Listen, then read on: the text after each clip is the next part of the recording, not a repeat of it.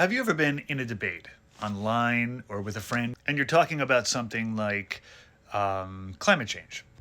And you say something like, I think we should look at the evidence about how all of the gases that we're putting into the atmosphere are affecting the climate and raising the global average temperature. Your friend turns to you and says, well, that's really dumb and you don't have any friends. What that person just did is called an ad hominem fallacy. It's a logical fallacy. The ad hominem fallacy is when the person attacks you or your character instead of staying on track with the argument or the subject of the argument. This particular logical fallacy is designed to manipulate you to get an emotional response and take you off track of the main topic or the topic of the discussion. If they're not willing to retract the fallacy, then it's a pretty clear indication that the person doesn't want to have an honest conversation and you can disengage.